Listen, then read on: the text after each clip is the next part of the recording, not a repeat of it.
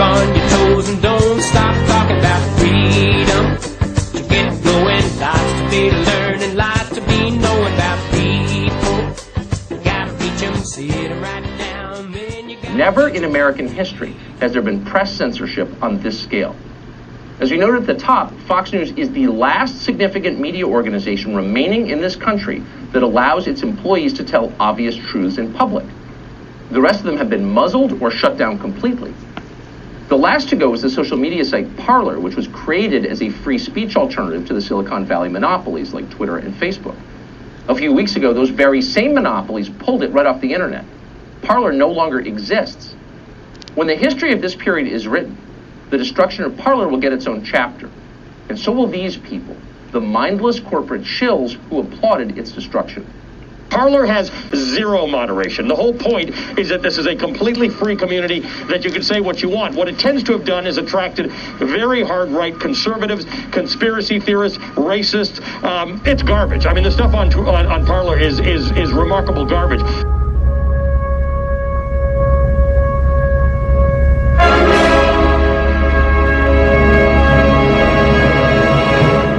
Want to get it off your chest? You're in the right place. They accuse this show of being run by boobs. Well, let me tell you something about us boobs. We're real and we're spectacular. Want politics and fun? Sprinkled with a lot of laughs? Heard in every state in the Union and 770 cities around the world. We just put 12 years of broadcast excellence into the can. Now in our 13th year, the Dave Weinbaum Show is streaming live right now.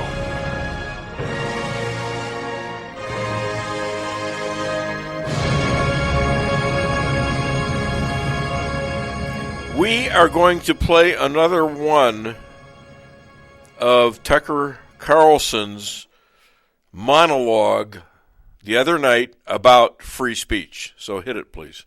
But you know who is dangerous? Any American citizen who doesn't agree with MSNBC. Watch. The whole idea of prevention needs to be examined by the new Congress. What do I mean by that? We still don't have a domestic terrorism law. We still don't treat this like we do international terrorism. Change the religion of some of those people that entered the Capitol, and you've got violent jihadists. You've got the FBI with undercover informants, electronic surveillance, and agents in their groups and organizations because we've designated them as potentially violent. We've got nothing like that going on. Oh, so the government should change the religion of those people. The government now has the right to change your religion, according to the G-Man on TV. That's a big change. When did this become a theocracy? The rest of us thought we were allowed to believe any religion we wanted to believe, even ones that Morning Joe doesn't understand or approve of. We imagined that was the whole point of America. You know, when you tear out a man's tongue, you are not proving him a liar. You're only telling the world that you fear what he might say.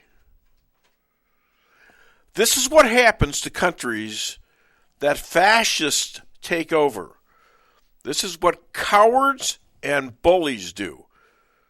But Americans on both sides have been bathed in the warmth of the water of freedom for almost 250 years. We lived through too many wars, got freedom for slaves, died for our rights to agree and disagree without having to be subject to witch hunts, book burnings, truth scores from governments, bans on travel, jobs canceled, college degrees stolen, threats to be put in camps, stripped of our loved ones, and labeled below the human level as deplorable and irredeemable. This is what incites civil wars, revolutions, insurrections. Now, even some Dems are calling out against this. Tulsi Gabbard, even several of the squids. Some realize this kind of fascism can infect all sides, and those in the minority be damned. When will our clueless mainstream media and social media figure this out? That this is a losing strategy for the freest country of them all, the United States of America. Hi there, my name is Dave Weinbaum. I'm here with radio legend J.P. Maxwell, who also just got a sports show. Yeah. Hi, J.P. Hi, good morning, everybody. Yeah. Tell them just a little bit about that, and then I'll get to the real star of the show here. Sure. So every Monday from 5 to 6 p.m., you'll be able to catch what's called the Mid-Mo Sports Show on ESPN 107.3. That's a local station. You can also stream it live from the internet at ESPN1073.com. Starting February 15th, I will be the full-time host and taking over the show at that point. So definitely appreciate the plug. All right, now the real star of the show is Lisa Ann Weinbaum. I used to say Lisa Ann Strausser Weinbaum, but she cut that out because she wanted to be known as the Law. The Law. Okay, I'll take that, but I am not the star here. You are. You're one of the stars on the show.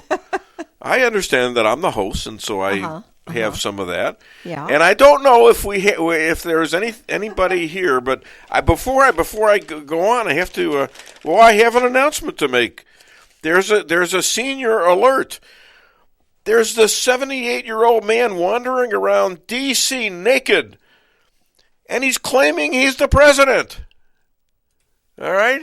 Very scary stuff going on in D.C. right now. And talking about senior alert, I believe I've got a 252-year-old man on the line. Let's play his song. Buddy, you're a boy, make a big noise, playing in the street, gonna be a big man someday. You got mud on your face, you big disgrace, kicking your can all over the place, singing, we will rock you. We will rock you. Ladies and gentlemen, I do love to be rocked. Okay, well, we'll try to. I don't know in what sense you mean that, but I'll take it in any sense you want to put it. And I've never had you say anything like that to me, except for when you had some problems with some inner bodily actions. I believe it was hemorrhoid problems. Twisted hemorrhoids. I never heard of that one. Yeah, anyways, and those are external bodily problems. What's that? Hemorrhoids? Yeah, those are external. I thought they were internal. No, they're external. Supposed to be. Oh, okay. Yeah. Well, if you get them internally, I turned really disgusting really fast. Yeah, Good job. Hey, thanks. You led me. You're the leading act. You led me right down that road. All right.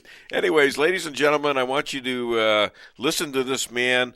He's got 252 years and now maybe one day more of having all this information and all this history and all this these great conceptions of what he's learned, and he's got it all under the tinfoil hat.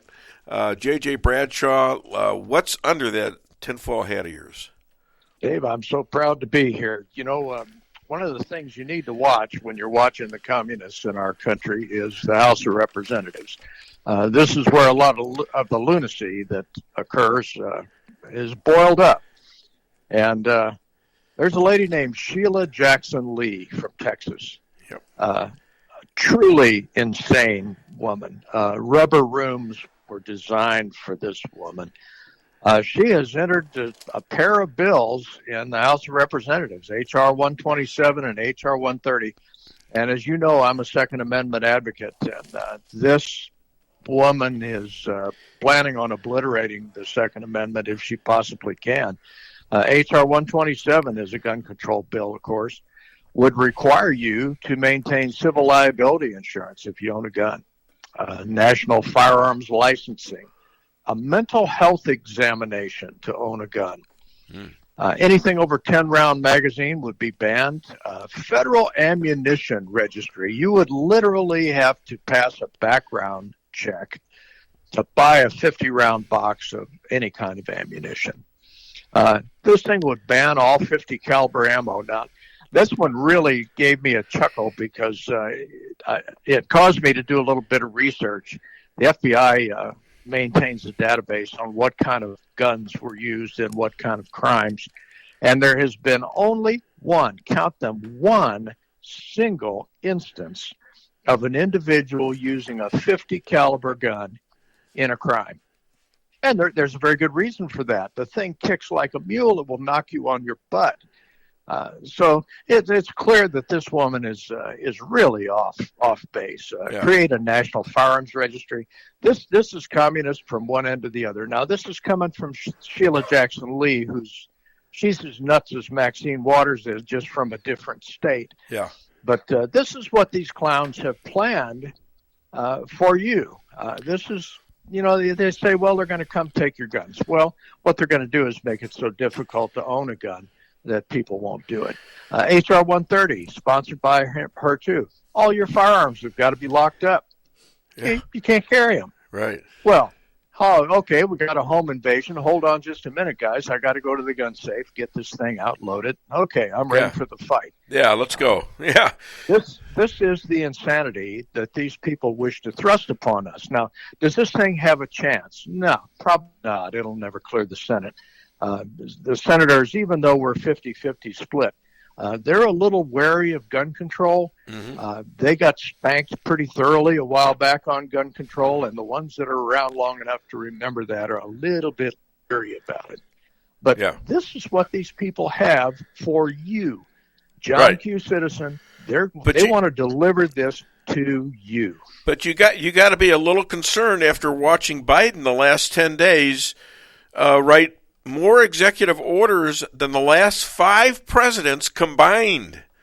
Oh, there's more to come, Dave. And there's more to come. So if they're thinking that, well, none of this stuff is going to last, well, guess what? It is, and the Democrats are going to run on it, and they're also going to run on what we just talked about, was the fact that they are now calling all of us liars. Anybody that voted for Trump, we are white supremacists. Even the black people that voted for Trump are white supremacist lovers. Okay, so we're all bunched into this pile. So and quite frankly, I think there's a lot more of us than them. And that's a good thing, except that they were able to convince whatever happened to win this election, all right? And without blatantly calling it a steal, I'm not going to do that, of course. I am going to say that they were very fortunate to win, and they're pushing their luck, by bluffing us into thinking they're going to be able to shut us all up. Well, they did steal the election, Dave. If you don't want to say it, I'll be happy to say it. There's no question about that. And these are the clowns that are controlling the narrative. Right. Lenin said he who controls the newspaper controls the country. And they That's do. pretty much right. Yeah. They have the narrative. If you look at the mainstream press, they colluded in this thing. They were partners in this thing. Yeah. So, what do we do as our 75 million group of deplorables? What are we supposed to do about this? Well, there's a point that I'm making here, and that is that we are Americans. We other countries were brought in as totalitarian, and they're used to that. We are not used to that. That's not in our blood. That's not in our history. That's not in our system. And so we got to figure out how to fight back and how to fight back effectively. I agree with that, and I'd love to hear some answers on that. Well, that's going to be a study. I have my personal biases on that thing, like when does the throat cutting start? Yeah, well, perhaps we should be a little less radical about that. I would hold off on that. Yes. But if they're going to push us, if they're going to tell us we have no more right to vote and we have no more right to have an opinion, we have no more right to say what we think, then who is the instigator of the violence? Them or us? I'm afraid they started the fight. There you go. The question is who's going to win the fight. Well, I would agree with that. What else you got for me, my friend? Impeachment. You know, these clowns are really pushing hard for impeachment. Delivered this thing to the Senate. And what I found in reading about this that made me chuckle, Article 1, Section 3, Clause 6 says the Chief Justice of the Supreme Court shall be the decider, if you will, on impeachment. John Roberts declined. Mm-hmm. He declined because what they were proposing is unconstitutional, I suspect, even though he hasn't said that. So now we have a partisan senator with health issues who is going to oversee this thing. The chances of Donald Trump losing this in the Senate pretty likely. It ain't going to happen. But what these folks have done is they've left the page. They left the Constitution. They're making up their own rules, even in the Senate, which is supposed to be the most august of the three arms of our government. These are supposed to be the people that have some sense, that deliberate, that moderate, that get rid of the radicalism that occurs in the House. And now they're not doing it. They're off the record. They're just making this stuff up as they go. And those of us who are semi-normal out here in nowhere land are saying, what are you people doing? What Kool-Aid did you drink? What are you smoking? Well, here's some of the faux pas, though, that were made by whoever it was, the gentleman from the House. We kept saying, we're going to impeach the president. And sometimes he said Donald J. Trump, and other times he didn't. He said, we are impeaching the president. And I'm thinking to myself, does he mean Joe Biden? Oh, I wish he did. Or Donald Trump? I mean, it wasn't clear at certain points what he was talking about. They are so confused, they don't even know the identity of who they can impeach. Because Donald Trump sadly is no longer the president of the United States. Sadly, okay? They're divided in the Senate about is this thing actually constitutional or not. I suggest not. Apparently, John Roberts thinks the same thing. But this is going to go down as history as one of the most ridiculous partisan shams that's ever been thrust upon this country. Well, I hope if they actually get to where they're calling witnesses, that Donald J. Trump can actually call some witnesses in there that will expose this for what it apparently is. They're going to have, I mean, first of all, you're right. They have the Leahy as the guy who is actually running the show, who, by the way, is a potential witness, and also he is part of the jury. How about that? That is unconstitutional as hell. Okay. Well, I think John Roberts thinks so as well. Well, yeah. I mean, if there's an impeachment, it specifies him as head of the Supreme Court as being the moderator, as being the judge, and so when he refuses to do that, he is exactly saying that it's an unconstitutional impeachment. Without saying the words, yes, that's what his denial, his decline says to me. Sure. And is this thing ever going to get to the Supreme Court for a decision? I doubt it. They stay out of political stuff, and this is clearly partisan politics. Well, they're talking about censorship now. All right. Tim Kaine.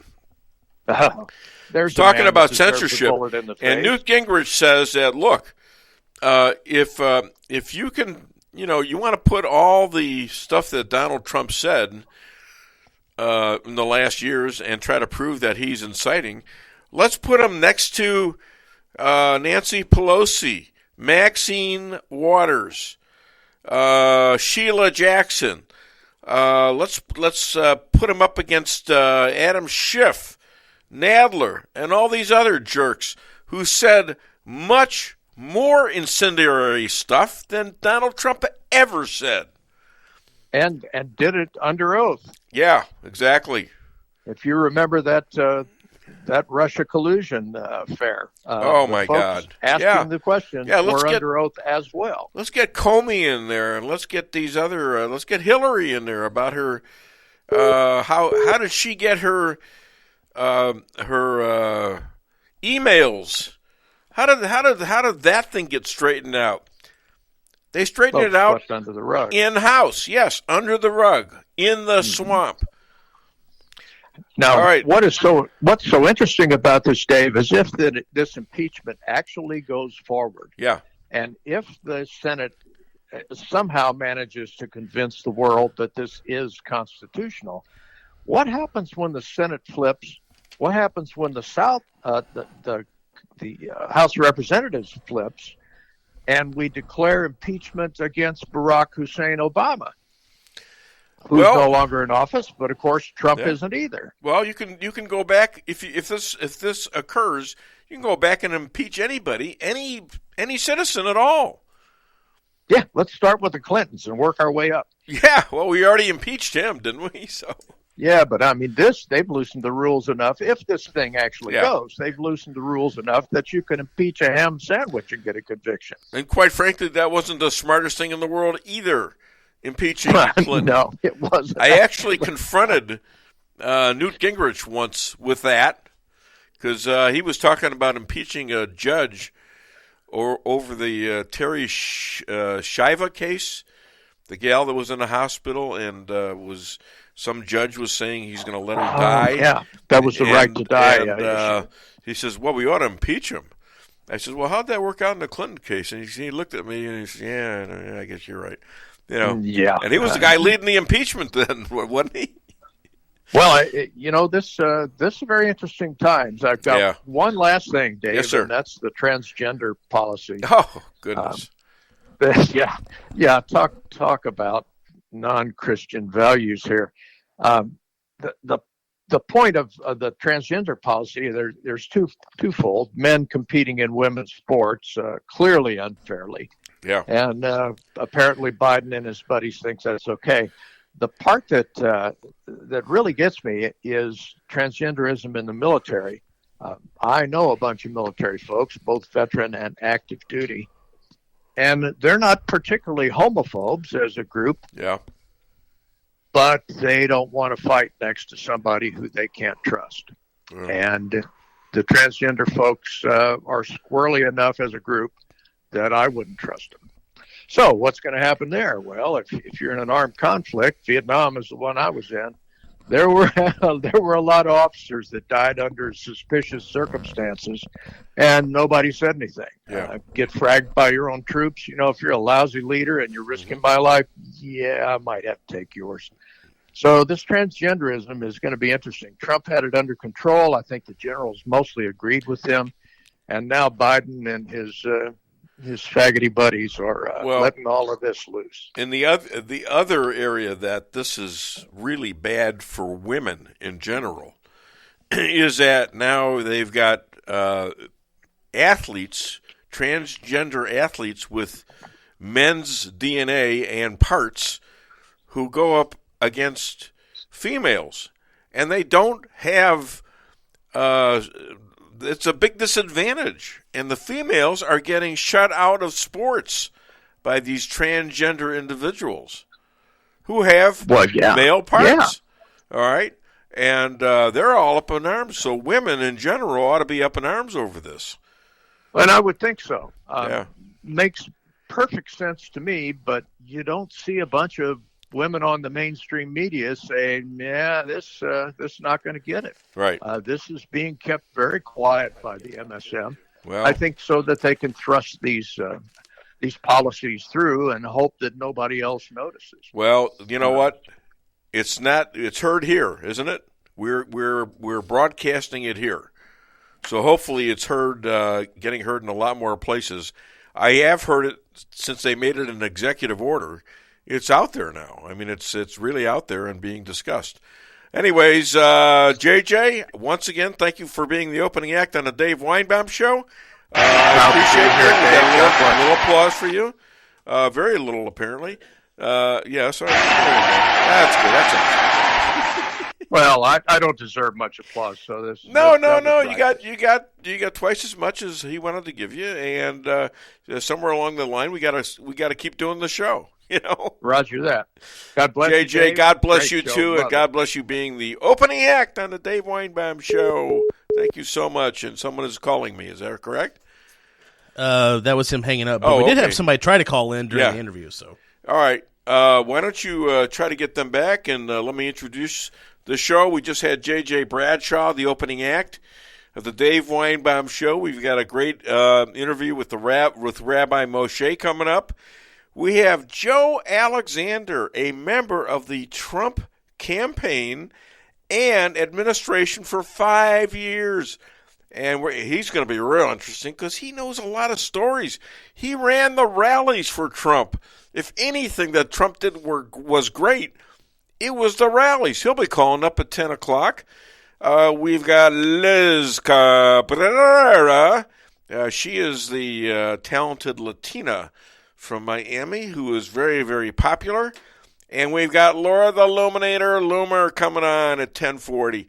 Okay, so we got a great show. We got Lisa, we got JP, and we got me. Me, the last one. So, and now we're going to call back one of our callers. You want to call the show, 573-578-2700. Hi there, welcome to the Dave Weinbaum Show. What's your name? Where are you calling from?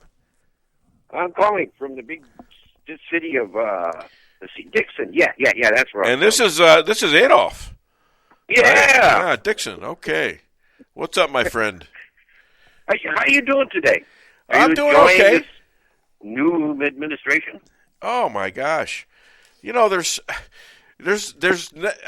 would think that news would take a break, but it hasn't taken a break since I've started this show back in 2008. I think that was the beginning of the Obama administration, and it hasn't gotten any better. It has. Well, maybe that's my fault, but then again, Trump did get elected, and we did get Josh Hawley in there in Missouri.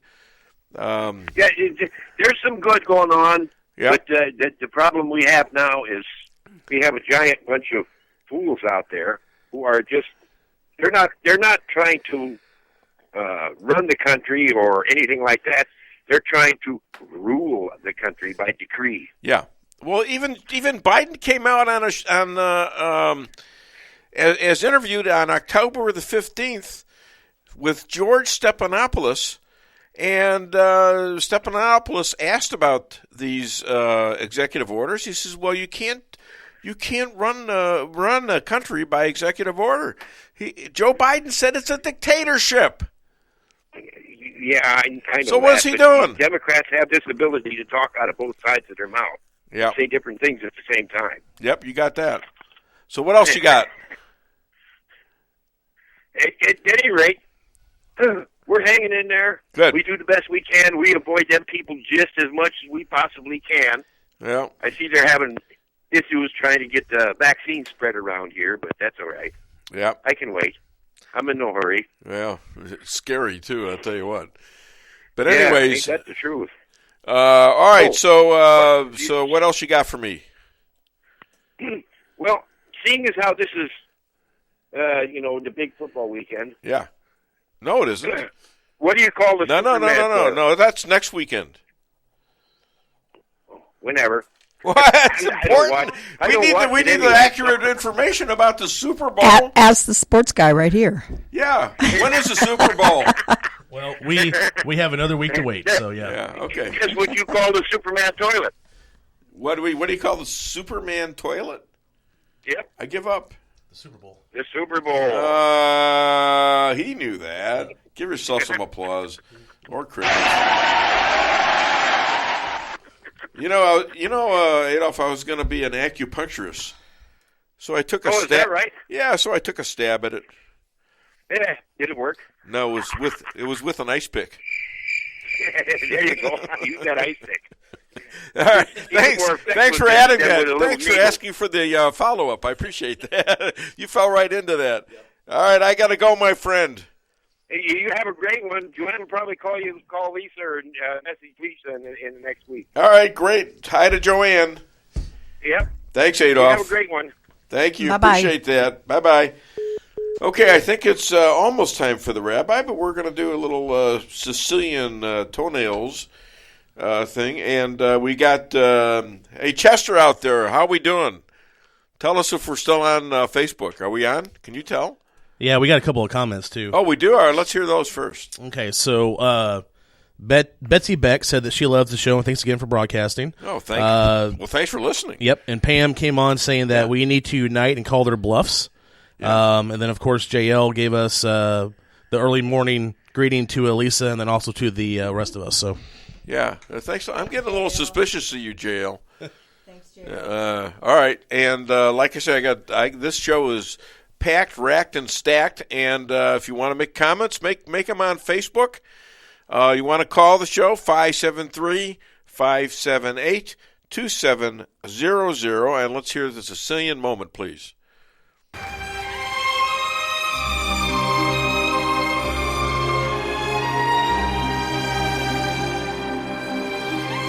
Never cut your toenails when you're drunk. Forget about it. You know, that's good advice because, you can throw your balance off. You cut off a few toes here and there.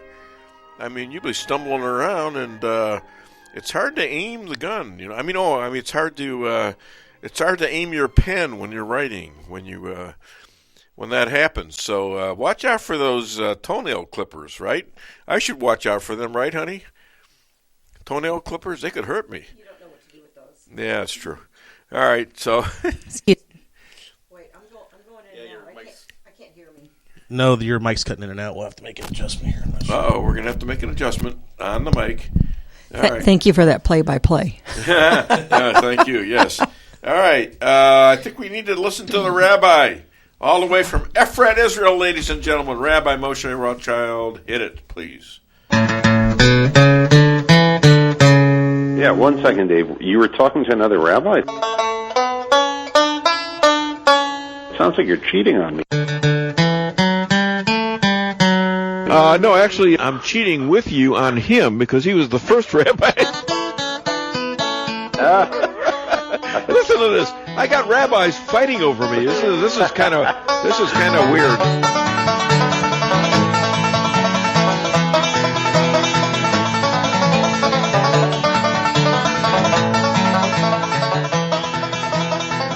Okay, ladies and gentlemen, the second most powerful in Israel and his own home, according to his wife, Unit. He travels the world aligning Christians and Jews. Future rabbi to the Trump Third Temple Hotel, Golf Course, Casino, and Spa, calling all the way from Efrat, Israel. Please welcome Rabbi Moshe Rothschild. Iranian Ayatollah calls those running Iran dictatorial and says ordinary Iranians don't have a problem with Israel at all. Yep. Yeah, I saw that story. I mean, we've known this for many, many years. The Iranian people are good people. They're not known for the extremism that you'll find in other Muslim countries here. The problem there is the leadership. I mean, you're old enough, Dave, like me, to remember, what it was like before the Ayatollah came in with the Shah. The United States had a good relationship with Iran. Israel had a good relationship with Iran. But when the religious extremists of the Islamic clerics took over, everything fell apart in that country. That's when the U.S. hostages were taken. So, his statement is very welcome. The only thing is he could end up in jail because of that. Or dead. We're very happy about that. Yeah, but it's a sign. It's a sign that the guy's brave enough to say it, and let's see what happens. Hey, Morocco, you must know about this. Morocco peace agreement is approved by the Israeli Knesset. Any more Is there any more coming, or is this over now? Well, there's a lot of uncertainty because of what's going on in the with the Biden administration. There are a lot of things happened this week, so they've already they made a statement that they're not gonna back off on the Abraham Accords, or they're not and so on. But we don't know what's happening, and I'm sure the Arab countries around here are very nervous to take a step towards Israel without the support of the United States. Well, the IDF chief, that's the Israeli Defense Force, for those of you in Branson, he is saying that a strike on Iranian nukes is on the table. That is right. We've the IDF has given plans to the Prime Minister, just in case, and this week, and an Israeli official had said that that if the United States goes back to the Iran deal, like Israel is going to be on.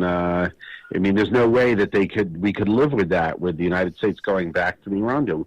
We can't live with that. We're going to have to really do whatever it takes to make sure Iran does not go nuclear. Now, this is while Syria is urging Iran to confront Biden because America is weak. Exactly. Right now, whenever these extremists see any kind of daylight, any kind of opportunity, they try to just exploit it. And right now, you have a president that is that's considered very weak in the Arab world. They wanted him elected, and they're going to look for opportunities to exploit a weak U.S. administration. Now, Israel's Holocaust Remembrance Day was there an unexpected locust plague that happened in Saudi Arabia at the same time? Is there a connection here? Yeah, well, first of all, let me just clarify. This is not Israel's Holocaust Memorial Day. Israel's Holocaust Memorial Day is after Passover. This is the International Holocaust Remembrance Day, which was a UN resolution in 2005. So it's an internationally. Yeah, the other one happens in May, right? That's correct. Yeah, sometime after Passover. I was wondering about that. And this one's every year, January 27th. Yeah. Yeah. Okay. Now the Palestinians say the Holocaust is how Europeans paid Jews back for their wickedness. I'm sure that's a welcome, constructive policy. They're almost as constructive as Joe Biden, I'll tell you what. Well, you know what, Dave?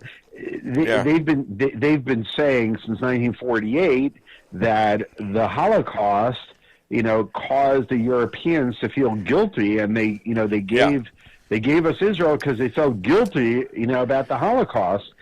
And the Arabs say, why should they suffer because the Europeans, Well, how about because the Muslim Brotherhood at that time was in full cooperation with the Nazis to eliminate the Jews, weren't they? That is correct. Thank you. The Mufti of Jerusalem was actually spent the war years in hiding in Germany. He was collaborating with the Nazis. The interesting story this week, Dave, I don't know if you saw it, but the home that belonged to the Grand Mufti of Jerusalem, this Nazi collaborator, is being turned into a synagogue. It was bought by a group of Jews, and it's going to be turned into a synagogue. Was this the one in Berlin or another one? No, it's in Jerusalem. In Jerusalem. He fled Jerusalem, but he had bought this massive home in Jerusalem. Yeah.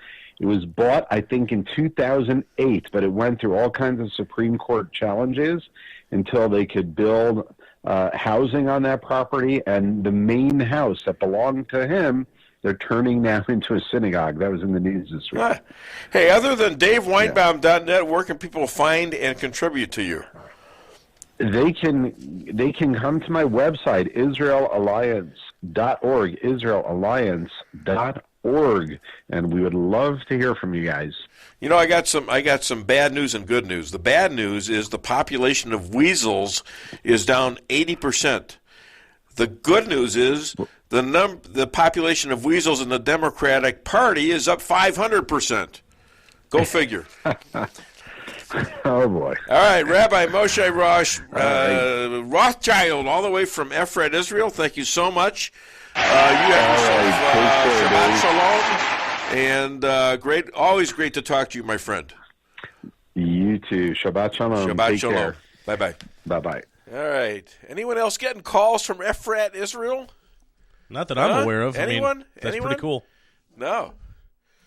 So am I on or what? I didn't see that. Was I off there for a second? No, you're. Oh, okay. I had you muted during the interview and stuff, but okay, brought you back fine. on. All right. So that was I mean, who gets calls from Efrat, Israel?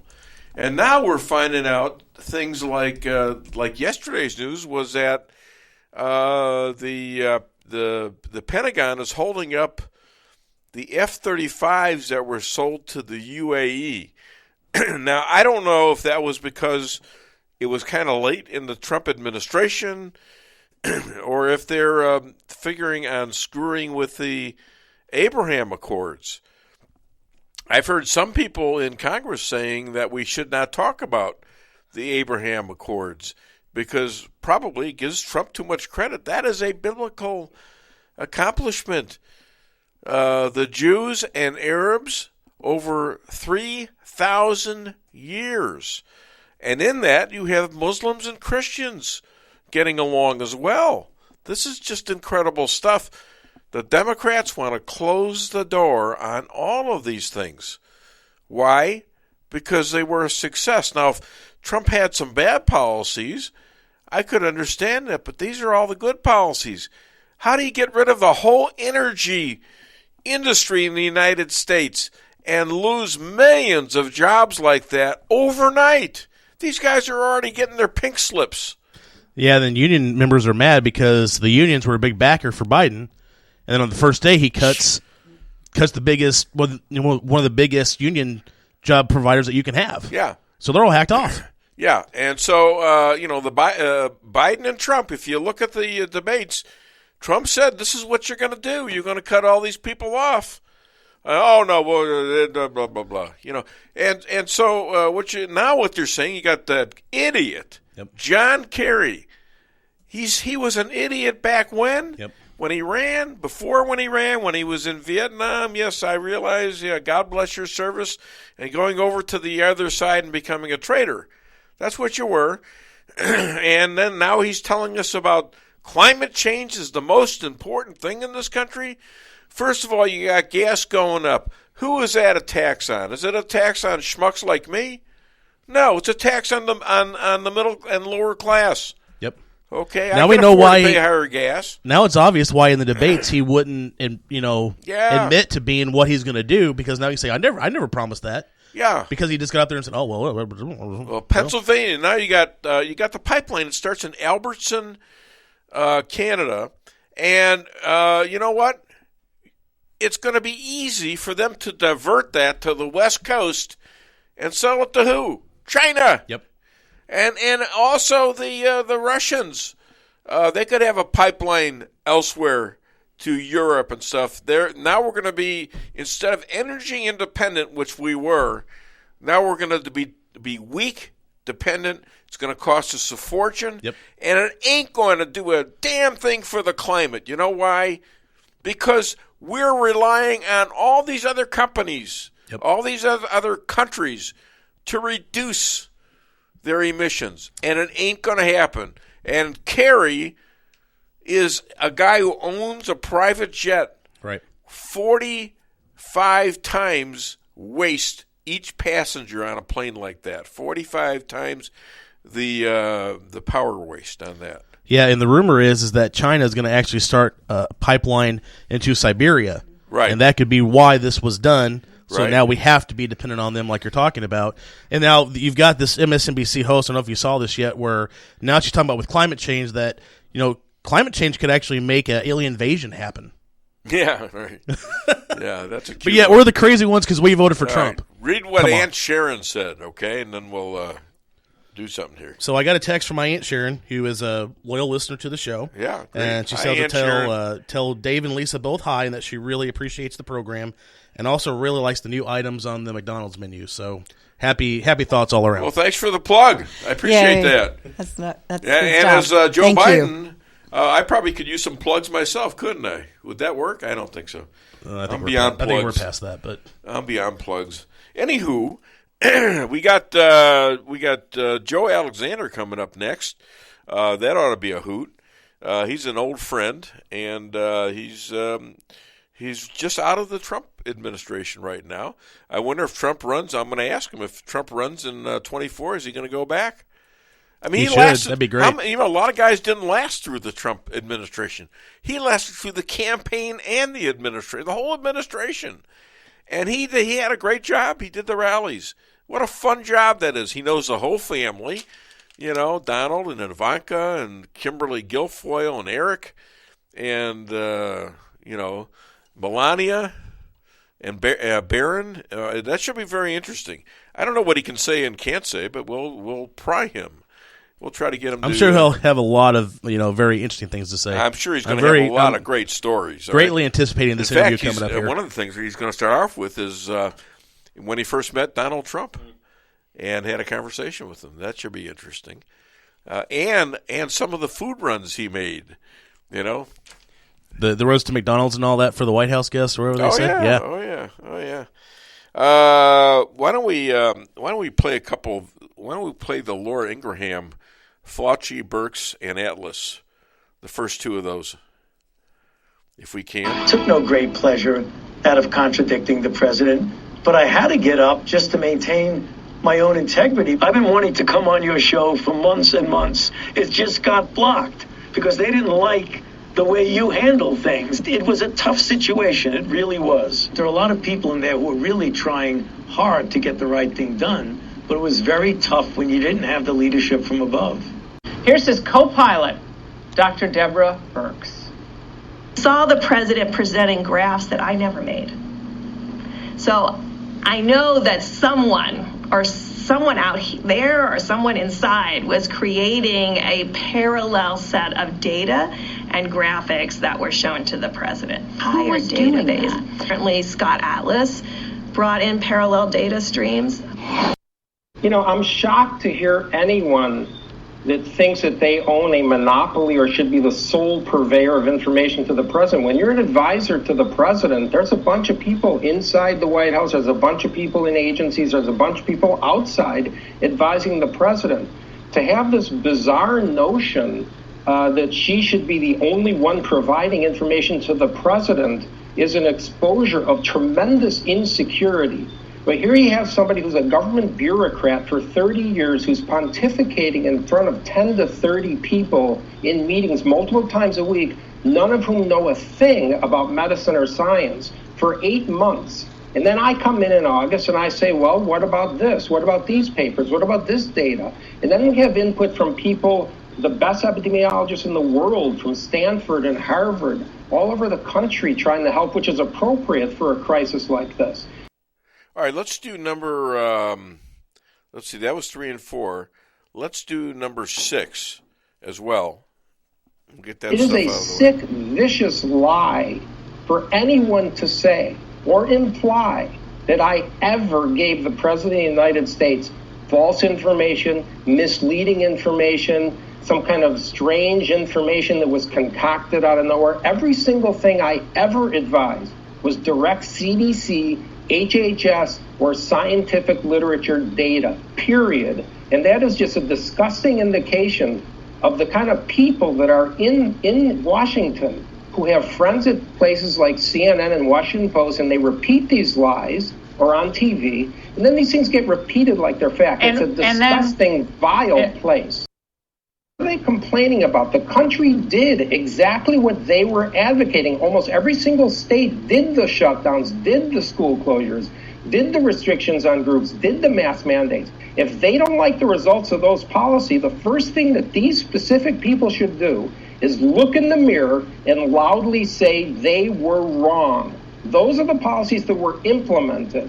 They somehow feel like they should run away or complain. They advised on those policies. They were implemented. Well, we destroyed a year of kids' schooling, and it looks like most of this year is going to be gone, too, if they have their way, because we're not going to have HVAC that's up to the desired standard of the teachers' unions, and we're not going to have testing in schools. Now, Joe Biden and his advisors, including Fauci, are saying we need testing in schools. Does that mean elementary school kids are going to get swabbed, Dr.?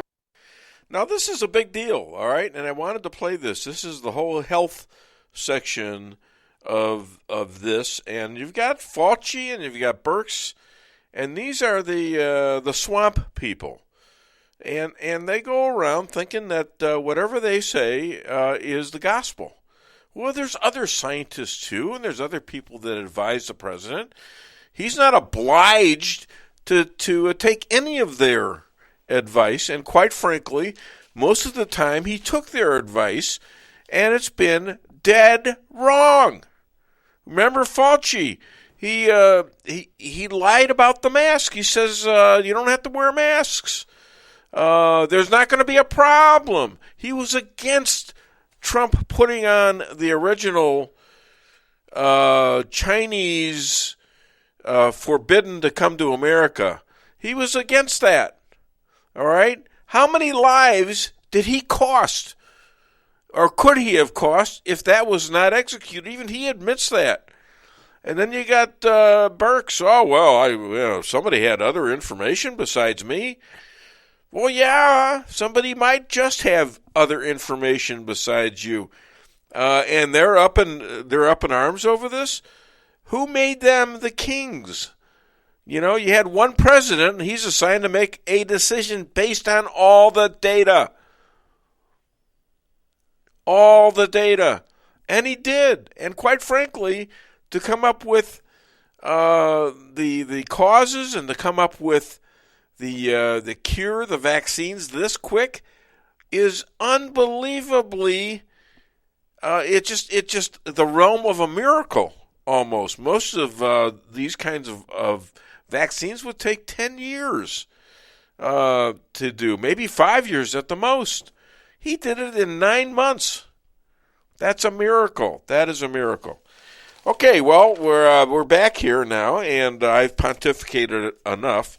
Call the show, 573-578-2700. Chester, if you're listening, give me a call and tell me how we're coming in on Facebook. What do you have? Did you read that thing from Ann Sharon? Yeah, we did that. And then we have Joe Dalton saying good morning to us here. Hi, Joe. Yeah, we're going to be talking a little bit about the abortion amendment. What? I was just saying good morning to Joe. Oh, I'm sorry. Yeah. We also had Judy Brown also comment saying good morning as well. Good morning, Judy. Good morning, Hi, Joe. Judy. Good morning, Jane. Whoever else is listening. We have several nice people to hear on. from you guys, all right? We have several people on, some different names I don't recognize, so that's always nice. Okay. Yeah. Well, which ones? Well, I'd have to go in and look at them. Well, that's what I want. I want to know who's interacting with us. It just shows people watching, not necessarily commenting. Oh, okay. Yeah. All right. Well, comment, and it's easier for us to recognize a comment. And here's a way to get your voice on the air without having to dial the phone. But if you do want to dial the phone, like this person here, call 573-578-2700, and I bet this is Chester. Hi, Chester. How you doing? You said it correctly. Did I see that? I did it just for you. You did very well, very well. Yeah, because we had finally a nasty, caught it on. We had anyway, nasty argument last time. This is Chester from north of Doolittle. Thank you. Hi, Chester. That you're coming in very nicely off your webpage. I'm not on Facebook. I'm just right off your webpage. Okay. The Spreaker or whatever you call that. All right, great. Works fine. The world is going crazy. Fauci and Birx, those they're just classic career bureaucrats. Right. And the problem we're having though is not even with them; it's the media. Trump should have fired Fauci really early on, but he couldn't. They would have tried to impeach him. Not that really matters anymore. But it would have been such a hue and cry had he fired him. But Fauci is not a medical expert. Fauci is a statistician. That's what everybody keeps forgetting about. He's a statistician, and everything he's done so far has failed. Every prediction he's made has failed. Highest the whole paid purpose man of in the the government. lockdown was initially 2 weeks to kind of calm Right. things down so that we can get ahead of the emergency room crisis. Now he's saying another year, maybe another year after that. There's no end to this because they've grabbed the power. They've tasted power. They've seen how easy it was to cow people into submission. Everybody's running afraid. You have city governments, state governments that have gone nuts, and everybody wants to just lock up the entire country and turn us into some communist hellhole where we'll all stand around and wait to receive our food. I want to go back to an argument we had last week where you said it wasn't Trump's fault that he lost the election. I am switching my opinion, and I don't know if it was because of you. Probably not. Of course. No. I was so convinced. Don't give yourself credit, all right? I think I had another person I talked to. In fact, I think it was Bill Hardwick. Yeah, he backed me up. No, what he said was, he says, look, they had lawyers there.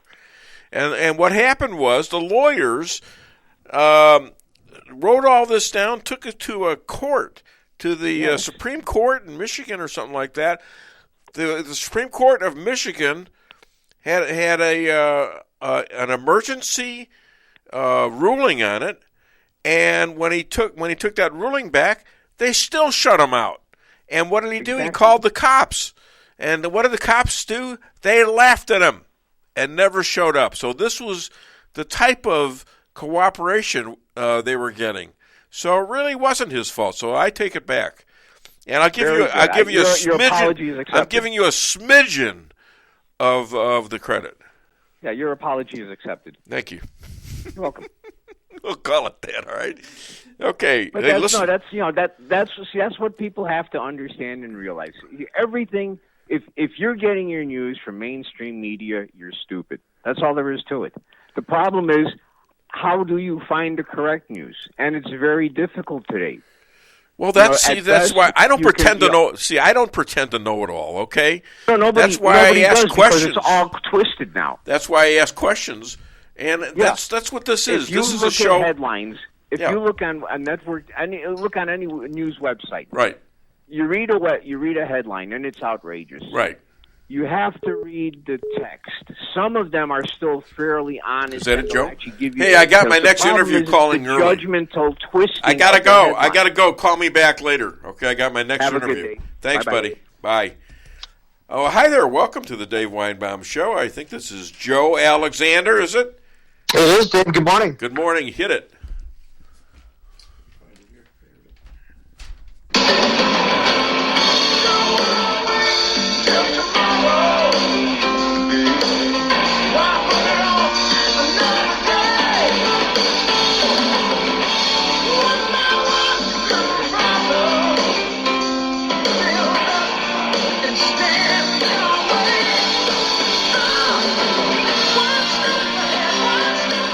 Ladies and gentlemen, this man is in charge, or was in charge, of the Trump administration rallies for the last 5 years.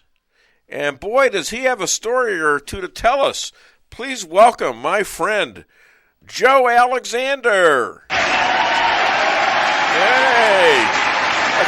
Good morning, Dave. Happy Friday. Good morning. Wow, is he loud? Yeah. Did you get him down there? Yeah, happy Friday to you, too. Hey, and Lisa was applauding, too, by the way. Good morning, Joe. How are you? Good morning. Hey, good to hear from you. Can't wait to hear from you. So let's dive right into it, Joe. Tell me about your first meeting with Donald Trump. So, I think the first times, I guess it was kind of the first time you meet a person is kind of a unique one. And the first time I met Donald Trump was about a year before he was elected. I'm an Illinois guy. For my Missouri friends, don't hold that against me, across the river, so to speak. But I met him in Springfield, Illinois, about a year before he was elected. And it was at the Prairie Capital Convention Center. I think it's now changed to Banks owns the arena or has naming rights there. But I was there when Donald Trump came to town, and I had never seen anything quite like it. Facility holds just a tad under 10,000 people, and it was packed to the rafters. Pretty interesting crowd. of a lot of people that I never met before. I'm kind of been a politically active guy all my life, and there were people out to see Donald Trump who had announced for president, earlier that summer, but a lot of people didn't think he was very serious, and just a interesting cross mix of people that came out that evening to hear Donald Trump speak. So you met him. Yes, and I did. You talked to him. So tell us about that in particular. Well, first of all, Donald Trump is physically he's a large man. I guess I'm not tall, so I'm kind of a little bit envious of people that are tall. He just has a commanding presence. You are a skinny marathon runner, aren't you? Something like that. Yeah, there you go. And the president's 6'3", and he's got the gray hair. Not everybody can have gray hair, right, Dave? But thanks for that, Joe. True. But he's just he kind of has that aura, I guess, if you will, command of a room. There's some people that just can walk into a room, or they are the presence in the room, and that's certainly Donald Trump. He has that interesting presence that you feel like he's talking to you. Yes. Personally. Yes. And I experienced that in 2013 when he was on a side stage at CPAC. And he was talking about Romney and about how he backed Romney and he didn't know what happened and how did Romney lose. I couldn't help myself. I says, he lost because he laid down in the last two debates. This is with Obama. And Trump looked at me and he says, yeah, I think you're right. Right. Okay? Right. So he was listening to me. Okay? Right. And I think he listens to people. He listens to everybody. Am I wrong? No, I would definitely agree. And Dave, you maybe touch on something that I have found, and I was privileged to travel the country and just see this big, beautiful country that we're fortunate to be part of and live in. And, stylistically, you and I and your lovely wife, we're Midwesterners. We're kind of a little, maybe soft-spoken, maybe not you as much, Dave, but maybe more me. I'm very soft-spoken. Ask my wife. Don't Off have any the air, opinions on anything. very soft-spoken. Uh-huh. Yeah. We'll go with that. But, Midwesterners, I think we're maybe a little bit more like that. So let me compare, in my opinion, two great presidents, Republican presidents, Ronald Reagan versus Donald Trump. Okay. Ronald Reagan was, at the end of the day, yes, he was a guy who had a pretty face and some acting skills, and that led to the movies and led to politics. But at the end of the day, Ronald Reagan was he was a guy from rural Illinois, Dixon, Illinois. Dixon, Illinois, right. And he kind of had that kind of soft-spoken Midwestern, bit or appeal, for lack of a better word. Whereas people culturally around the country are different. Donald Trump's a New Yorker, or he I guess that's where had spent the majority of his life. Although he's since relocated to Florida for a variety of reasons. But New Yorkers are a little bit more. What's the right way to say this? Tactfully, they're a little bit more abrasive. They're abrasive. Right? Exactly right. Abrasive. Go ahead. Yeah, they're just different. So I think some of the things that the way the president would say things were just matter of factly. He didn't say stuff in the way that Ronald Reagan said stuff. It doesn't mean it's right or it's wrong. It's just different, I guess. Sure. He was rougher, and he did not take anything, and still doesn't. He just took no insult at all, or he doubled down against you and gave you those little nicknames that seem to stay with these people. So so I can understand to a certain extent why he aggravated the situation in D.C. Now you've got guys like George W. Bush sucking up to the liberals, sucking up to Barack Obama. Right. I mean, what is that? What does that tell you about the Republican Party? So I'm not going to speak. Well, I've been disappointed in some people that kind of curtail, and there's people. There's an Illinois congressman that's just said some horrible things. I don't know if you saw yesterday. I know where he is. Kissinger. Florida Congress. Was it Kissinger? Kissinger. Yeah. Unbelievable. Disappointing. I met him. What the hell's the matter with that guy? I don't know. And then I don't know if you saw what Florida Congressman Matt Gaetz, he went to Cheyenne, Wyoming yesterday. Yeah. And you had Liz Cheney, daughter of former Vice President Cheney, just saying, she voted to impeach the president. Shocking. shocking, just absolutely amazing. I mean, this election, I'm convinced, was stolen. He's now a former president, and to go through, why would you seek to harm your party and somebody who's out of office already? Just disappointing. Because they're going along to get along. They're showing themselves to be what they are, cowards. Yes, right. All right, that's my opinion. Now tell us about all the food runs you went on. And yes, you can mention the M word. Okay, we can do that. Not Marty Davis. No, we don't want to talk about him. But the M word. So some of these stories have been kind of gotten out, for lack of a better word. But when Donald Trump, before he was elected, would be out and about, he would be on what we called Trump 47. That's his big private plane, and people, would ask kind of different questions. What does the president eat, or Donald Trump at the time eat? And, there were many times, Dave, and I did it myself, where he likes McDonald's. He likes other fast You hear that, everybody? chains. Donald Trump likes McDonald's. Okay? I don't know if you've checked with Oakbrook. I don't know if that's a corporate endorsement. I don't know with the present management in Oakbrook. I might have more trouble with them than Twitter. Exactly. But it was interesting. Like, literally, there would be times, depending on how many people were traveling that day, where people and myself were ordering $200 and $300 worth of McDonald's. And, you couldn't mess it up because you knew it was food for the plane, so it was a really important task. Yeah. But there were other times, maybe mentioning some other places. I've been on Wendy's runs when you're in Ohio. Obviously Wendy's is an Ohio-based franchise, or even down in Texas, Whataburger. If we've got any Texans listening, everybody loves a Whataburger too. But yeah, he ate food like that, which at the end of the day, I think was characteristic of how Donald Trump was a billionaire populist and was elected our 45th president. Yeah, it's very incredible how he identified with the average guy. Yes, I mean, very absolutely. incredible that how he sort of had the right feelings about being the average guy having a job, and he's not an average guy, is he? Tell me about his work. How was his work habits? Did the guy ever sleep?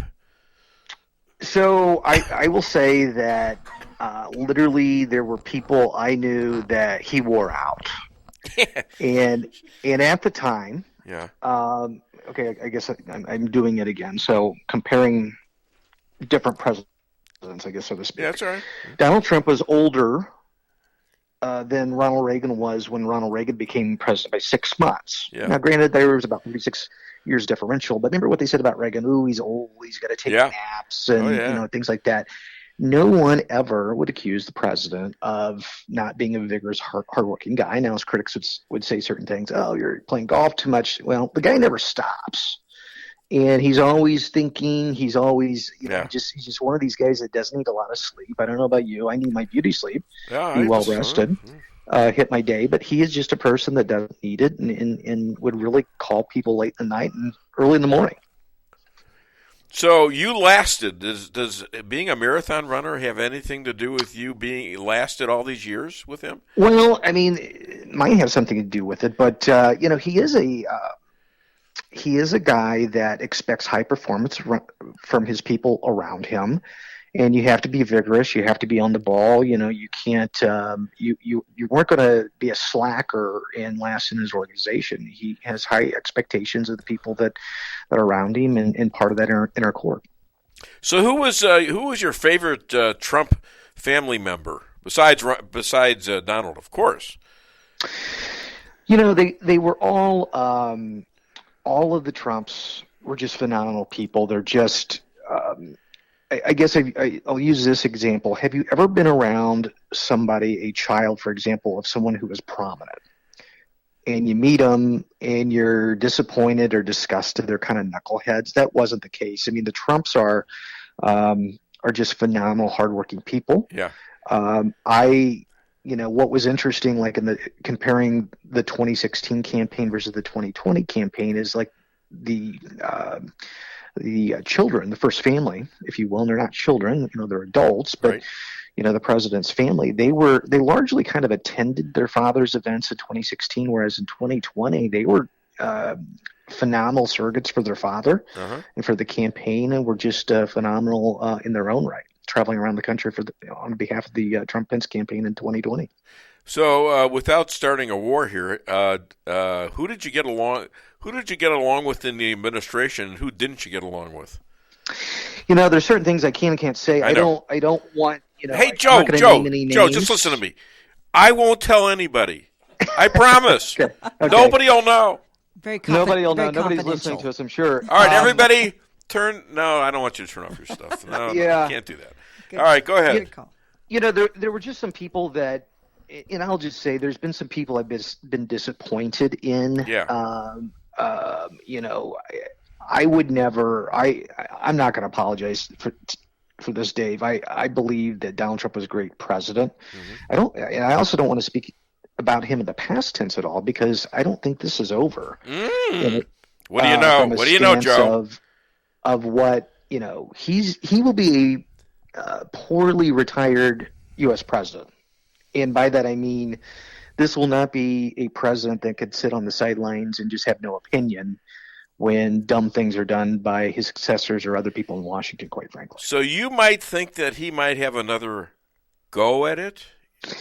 I don't have any inside knowledge. I can't speak to that firsthand, but your listeners may have seen this week that he met with California Congressman, Republican leader Kevin McCarthy this week, and he wants to be very involved in the House Republicans taking over the majority. My prediction, Dave, the Democrats, with having basically the executive in both chambers of the Congress, are going to be crazy. I mean, they couldn't nuts. help themselves. They are nuts. They couldn't help themselves. Yeah. They've already started it. Yeah. XL pipeline, let's kill it. Let's kill jobs. It's been Joe Biden. incredible. They are so clueless. Even Obama wasn't this clueless. Okay. Yes. Bad public policy, like a $15 minimum wage. Not that we don't want people to earn a high wage, but you can't start with that high of a floor. So you have a job at $10-12 an hour, or you have no job at all. Which is better? Correct. Because the business can't afford it. I mean, let's talk about the practicality. I mean, what it costs to live or work in Chicago or Atlanta or D.C. is different than what it costs to live and work in Raleigh. Yeah, well, you know what? I'm getting close to that though. I'm 11, 12 average an hour here. Right. And then business owners, I have a friend of mine that owns a grocery store. He uses those pay increases as incentives for good work performance. Yeah. And if you just bump that to $15, I mean, it's just not sustainable. So how did you last for 5+ years? I mean, that's remarkable. How many people in his administration lasted that long? Well, are you like the one guy that stands out as the guy that had spent the most time in the Trump administration? Well, I can't say I was the only one, but I mean, there were people that didn't last as long. What was the spokesman, Scaramucci? Yeah. What is he like? That's less than a day, wasn't it? It was like 11 days or something. Did you like know that guy? And then, yeah, and then is he as nutty as he looks or sounds? Yeah. Yeah. So I guess I was blessed, Dave. I was a kid that as a young person liked to read and read books about presidents and biographies about people that served their country. And if you would have ever told a younger version of myself that someday you'd have an opportunity to serve an American president, quite frankly, a great one at that, I would have probably never believed it. So I've been blessed. Well, that leads into the next question. If he decides to run again and he says, "Hey, Joe, I want you back," what do you do? I would love to be a part of that. I don't know what the future holds either for him or myself. There's things that there have been people that, you have to, and something that's all encompassing that we're talking about. Yeah. You kind of put some of your own personal things on hold Yeah. And I don't know what my future holds. I don't know where I'm going to be, and in the future myself. But I can assure you this: I am a advocate and believer in everything that Donald Trump did as president. And even if Donald Trump's not president, that doesn't mean that the new party that Trump built and the ideas that he's espoused are simply going to go away. In fact, I think he's changed a lot of people's view on, for example, our country's relation with China. That he completely challenged that. Yeah. The orthodoxy prior to that. And look what's happening now. China is actually threatening to invade Taiwan. Yes. Because they got a weak president, and they know it. Yep. And he's compromised. Exactly. I'm really concerned about the current administration, and I think they're not as hawkish, in fact, too close with the Chinese Communist government.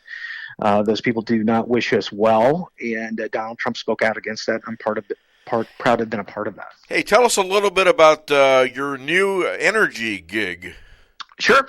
Well, again, I am doing energy is something everybody needs. So, there are 15 states around the country, including in the District of Columbia, where energy is deregulated. That means that consumers have the choice of where they buy their gas and electric. So I partnered up with a company called Ambit, and helping try to save people money on their electricity bills, and talking to families and businesses about that opportunity, and hopefully getting better rates for consumers. Now, where can people find you? Joe on the go. .myambit.com. All righty. Joe, I'm so glad I married my wife. You did well. You married up. I did that's well. for sure, right? And you know what? Thank you. She gives me a new Lisa on life. Yes, There exactly. you go. All right. Great job. We're going to have you back, okay? Thanks, Dave. Hey, Lisa, have a great day. All right, You you too. Thank you, Joe. Thanks for calling. Hi to your family. Bye-bye. Okay. All right. Anybody talking about that one? Holy cow. Not yet. That I think could have everybody was just... That could have been one of the best interviews I've ever done. He's awesome. He's a great guy. And he's great in person, and too. he sent me things like leather yarmulkes from the Trump administration. From Trump. They were suede. And you got a caller? Yeah. Oh, hi there. Welcome to the Dave Weinbaum Show. What's your name? Where are you calling from? My name is Toasted. Your name is Toasted? Yes, and I'm calling from Fresno. Oh, well, hi there. I want a couple of Big Macs and. Welcome to the Dave Weinbaum. Are you really calling from Fresno? No, I'm not calling from Redlands though. Redlands, okay. Yes, where we're having a nice rainy morning. All right, so you know what? My mind is a little bit confused right now. What the hell's your name? And I know you're older than me. This is Radio Bill. Oh, Radio Bill. Yeah. From California. You don't have me plugged into your phone? Well, I didn't. You know what? It took me a while. How long? Listen, we've been doing business together for years now. How many times have you called my show? This is the first time. There you go. So how would I know this? Okay. I don't know. We don't let him look at his phone. You have to pull up your register and right. check it out. Tell him where the hell you where you work. Hey, you can't work. say that on the air. What's that? I can. Oh, just H-E-L-L. Yeah, this is where I'm at in California, ladies and gentlemen, in the Redlands at KMET 1490. How's that? I remembered. Yeah, good. Yeah. The station you're on, right? Yeah, the station allegedly where I have very high ratings, but I'm curious because I don't get a lot of callers from there. Oh, I see. Yeah. So you're not recording your show, are you, Dave? Yes, I am.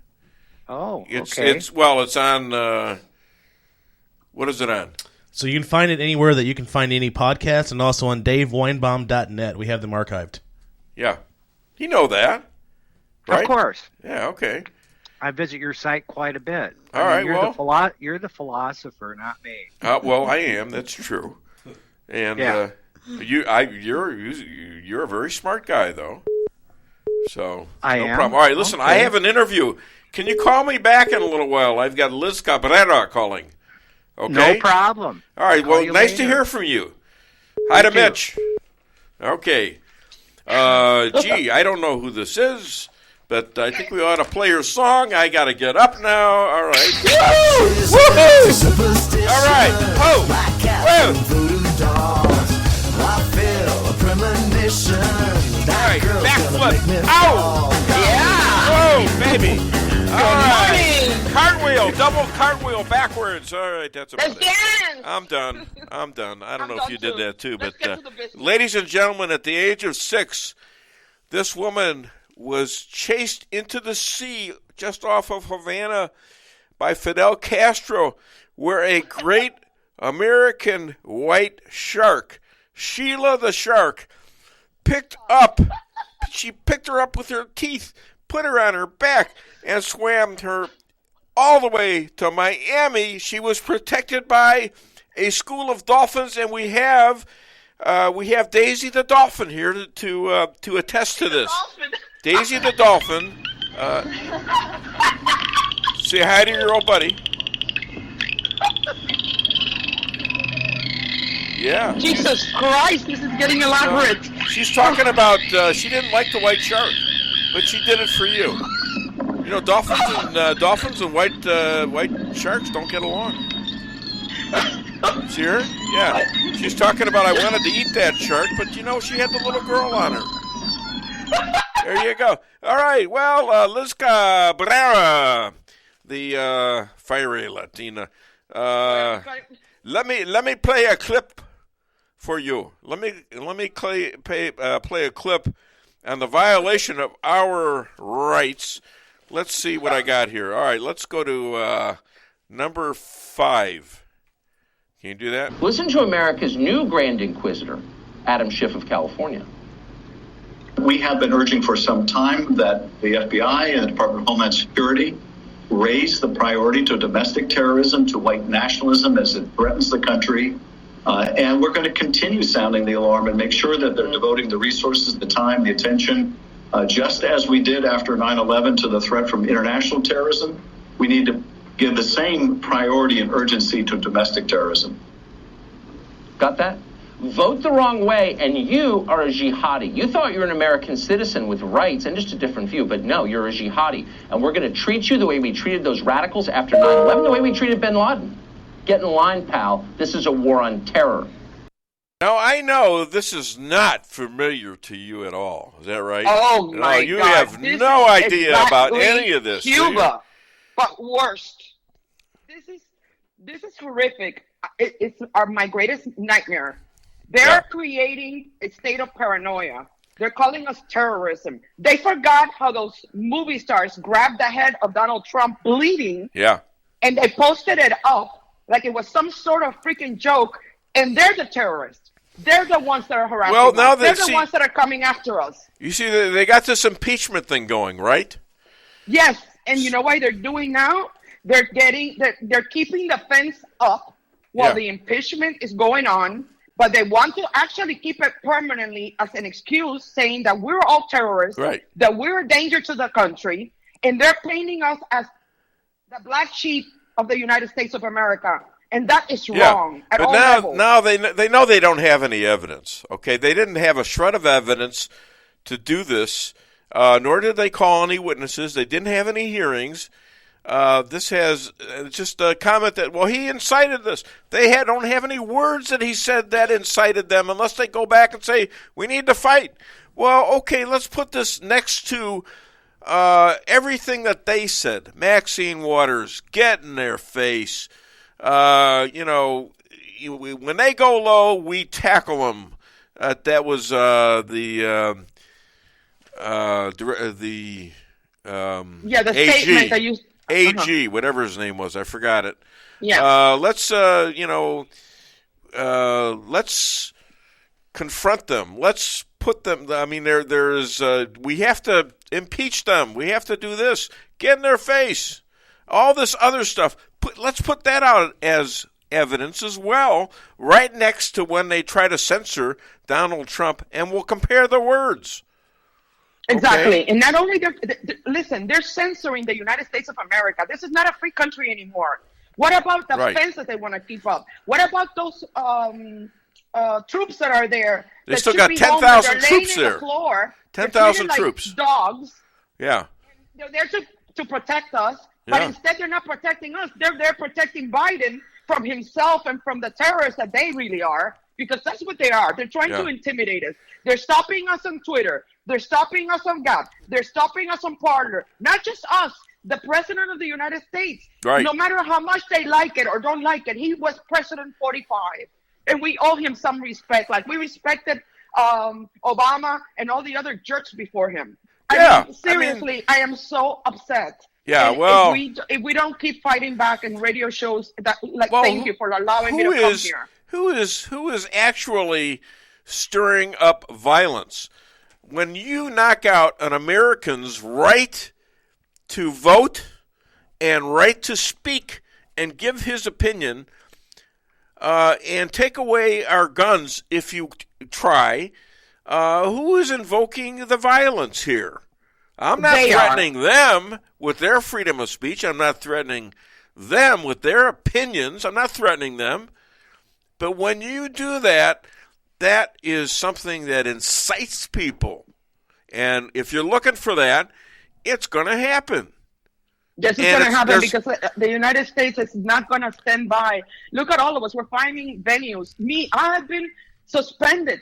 Yeah, I know. 2 times already. My account has been destroyed. I had great followers. They're gone. I don't care about the followers, only for the sense that my voice was out there and I can put the importance of we cannot have a communist country because we cannot become Venezuela, Cuba, Nicaragua. We are destroying the United States, and the problem is that now our leader, the one that was defending us, is gone. And hopefully, and I'm praying, he gets the strength to build back up, because what they've done to him is outrageous. I've never seen it in my life. It's beyond horrific. And what they're doing to all of us is inhumane.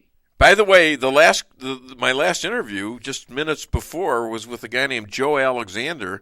He was. Yes, he's following me now. Is he following you now? Great. Well, that's what. Wait, this is how. But he worked. He was the guy that did. He is a congressman. He was the guy. No. I'm not talking about the guy you had. I'm talking about a guy named Joe Alexander. Oh, go ahead. Who was my last interview? He was the guy that did all the Trump rallies for the last 5 years. Boy, did he have stories. It was great. You got to go back and listen to that when you get a chance. I will. I was just waiting to go live with you and looking at more or less what's going on in the news. By the way, it looks like the Dems are having a bit of buyer's remorse with Biden. According to reports of the congressional Democrats have come out against him, 4 of them. Really? Wow. Yes, with their decision to freeze leasing on federal lands for oil and gas, and are urging him to rescind his executive order. Well, sure, he's killing. He's going to get rid of the Congress.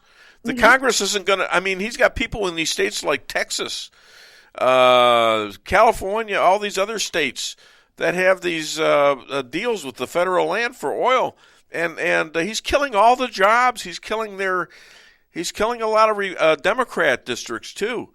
Well, these 4 are Democrats, and their names are Vicente Gonzalez, Lizzie Fletcher, Harry Kuehler, and Mark Basie, and they're all against what Biden is doing. Yeah. He is destroying the economy. He's going to make our oil prices go up. So they lock us up, they intimidate us, they harass us, they incite violence against us, because now they're making us targets in the streets. Because let me tell you something, like I tell you. Let me tell you. We're going to be victims. We're going to be victims out there. Nobody's going to come out to defend us, because actually they're controlling all the narratives. Yes. This is scary. Let me tell you something. Yeah, okay. Let me tell you something. This is crazy. Well, Joe Biden on October the 15th said that if you rule by executive order, you're a dictator. And he has now had more executive orders, and he's still doing more, than the first 10 days of the last 5 presidents combined. Can you imagine how horrific this all is? And let me tell you something. Yeah. He is not running the show. Somebody's running the show behind the show, because he is incompetent. Yeah. He is senile. He can't talk, and he lose spaced out. Any day he's going to croak signing the freaking order on his desk. Well, there was an announcement earlier today. There was this this thing came out from the newsflash that this senior citizen 78-year-olds wandering around the streets of D.C. naked, yelling that he was the president. No. It was Joe Biden? Yeah, it was naked. Sure, you believe that, right? You're crazy. I love it. All right. So there's still 10,000 troops in D.C. Why? Exactly, and the way they have treated them. Yeah. I mean, they haven't accommodated him. They just leave him there like dogs. I saw a video where Joe Biden was going inside when he was nominated. The Marines did not actually salute him. Can you imagine that? They did not give him the salute. Yeah, I wonder if that's true or not. I want you to check that because they are showing not just that, but they're showing troops that turned their backs on him. Now, Yes, I don't know they if did. that's true or Yes, not. they Did they? So Okay. imagine what kind of non-respect they have for this president. If those are the troops of the United States, I feel sorry for them because they're there because they're told to be there, Yeah. but their hearts are not with him. Nobody is with him. Listen, when you have to force someone in power by force via intimidation, Yeah. calling us names, calling us deplorables. Now we're terrorists. We're white supremacists. Yeah. We're insiders. And you have to control every media. How do you feel? How do you feel? How do you feel as a Cuban refugee being called a white supremacist? You there? Yes, I'm here. Can you hear me? Yeah. How do you feel as a Cuban refugee being called a white supremacist? I feel like I'm drunk and I haven't woken up or Yeah. a nightmare. I don't know. I don't get it. It's insanity to me, and it's like my worst fear. How many times have I been already with you? I think I've 40 times by now. I don't know. I lost count a long time ago. But Dave, this is scary stuff. This is not normal, and we need to fight back. You're and right. Thank God there's a radio show like yours still alive, and I'm Thank you. praying on my friends on Twitter. Yeah. I don't have that much push anymore because I don't have all those followers like I used to. But I'll either get them back or we'll keep talking here because even if they close my account down, my voice will still be active as long as you're on air. And thank you, my God, for giving me that opportunity. And thank you for all the promotion that you do on this show for getting out. It's harder now for me. I know. It's I'm harder for me controlled, too. And I can't even speak. They're not doing anything to me like they're doing to you, but they will. I'm pretty sure. They will. No, I'm hoping not because Whatever. I'd rather they do it to me than to you because I'll be out. you're one of the few left out I'll there. be out here. I'll be out doing this. Somehow we'll get it out, and we'll do the best we can. Right now, I'm on Facebook and Twitter, and we'll see what you went happens. back on Facebook or you stayed on Facebook? I'm on Facebook. I'm still on Facebook. I have not been. I think I was suspended once from Twitter a long time ago. Maybe I'm too nice. I don't know. Well, that's good. Stay Not nice. a problem. Lisa, aren't I too nice? No, that's not a problem. What do you mean? I don't can understand. tell you for sure that's not No, the issue. hey, that's enough. That's enough. That's enough. That's enough. Don't give Stop him it. away on radio. I don't think. Ow! Ow! Ow! No! Don't tell her to hit me. There we go. Oh my God! Oh my God! She's got a whip. I love it. That's. You know what I'm saying to that? Someday we'll take a You know picture what of I the say to scars. that? You know what I say to that? Wait a minute. Here's what I say to that. Worst cat ever. Worst cat. There you go. Dave, what you probably say to that is, Lisa, please give me more. Sorry. How did you know? Hey, we'll work on Wait that. a minute. We'll work on that. Wait, I how like did that you find idea, out about Lizzie. that little game we play? That's a secret. Did you tell her? Tonight is Friday. Listen, it's Friday. Friday. That's when I pass out. It's Sexy Friday. All right. So let me ask you this. Yes. Why wasn't there troops in places like Seattle, Tacoma, Denver, Portland? These concern federal property in almost every case. What's the big deal between? I mean, it's the same thing. Federal property is federal property. It was not convenient. Well, yeah. Then they don't even mention those. Of course, and they forgot all the riots and all the burnings and all the attacks on the people unfairly and all the jobs that were lost to those people that had their businesses that they worked on it for who knows how many years, and that's their livelihood. The same thing with COVID. This is a pandemic. Yes, I agree. There is a virus. I am not ignorant. I'm Cuban, but not ignorant. Okay? So, yes, there is a virus. We must take care. We must sanitize. Sure. We must use alcohol, whatever we need to do. But besides that, we're adults. We are responsible for our own lives. And we should not be told what to do. DeSantis in Florida is keeping Florida open. Yes. He's got the courage that a lot of them are lacking right now. He is a brilliant Republican governor, isn't he? Yes, he is, and I met him, and it was my greatest honor because I actually got the opportunity to thank him and take a picture with him, and I'll always remember that because certain things in life you don't forget, and now that I see how great he is, he earned my vote many times over, and I will vote for him again. There's others that I will not be voting for here in Florida because they turned on my president, and anybody that turns on my president is on my blacklist. Yeah. Hey, Liz, where can people find you? Okay. You can find me on Twitter, and I guess I need to go back to Facebook, right? Or else you're going to spank me. I'm not going to spank you. No, I don't do that. No, what are you trying to say? My wife is going to get upset now. I wouldn't do that. No. See, she's already beaten me for this. No, you can't say things like that. Okay, and Facebook, you should go on Facebook. You just keep trying, okay? Put yourself out there and don't take it personal. Just remember, just have it in your mind that these people are doing bad things to you. Just keep it in your mind. All right? There'll be a time. My mind. There'll be a time. Listen, we're going to get even. You know why? Why I think we're going to get even? Why? I think that in 2 years, when they start running again, all these people that are Republicans are going to come back more fired than ever. And I think the Republican Party that got hit so hard are going to realize they really messed up. Be careful what you wish for in life. You just might get it. Well, there you go. You got to be honest, and they're not honest. Hey, I got another interview. In fact, right up the street there, Laura Loomer is going to be on. Tell her I said hello. I will. And I miss her. And tell her to run again, please. I will. Well, we're going to find out because she's banned from everywhere, just like some people. Anyways, by the way, did you know that? Did you know that? If you want, give her my number. If she runs, we'll do whatever I can do in my hand over here to help her. I thought she ran a pretty good campaign, but I think she got jacked around too. Hey, by the way, Liz, did you know that the pandemic has the hookers on edge? No. The hookers are on edge all the time. You know why? They can't compete with the drive-by COVID tests. Ladies and gentlemen, what the hell? Liz Cabrera, all the way from Miami, Florida. Thank you so much, Liz, for being a friend and a star. You guys are the best. Thank you. Have a great weekend. Thanks, Lizzie. God bless you. God bless. Lisa, behave tonight. Yes. Remember the whip. Behave. Yes, ma'am. If I behave, she won't like that. I'll be confused. I'll be confused. Yeah, she'll be confused. That's right.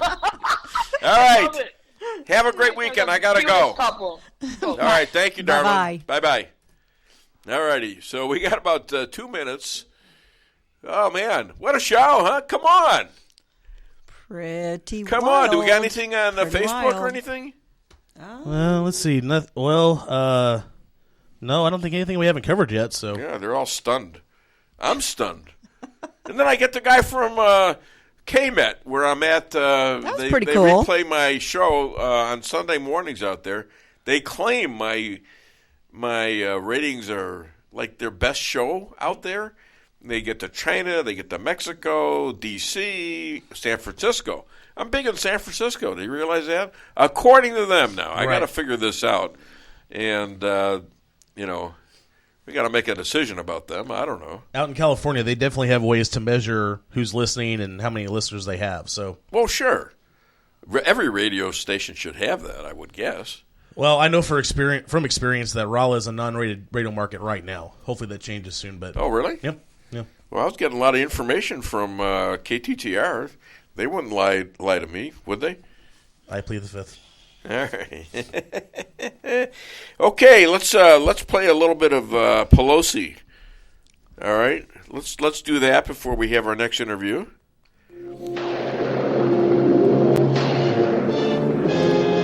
This is Nancy Pelosi.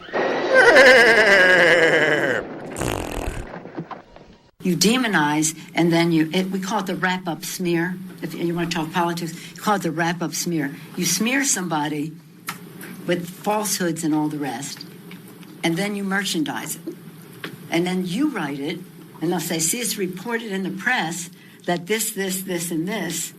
So they have that validation that the press reported the smear, and then it's called the wrap-up smear. Now I'm going to merchandise the press's report on the smear that we made. And it's a tactic. This is Nancy Pelosi.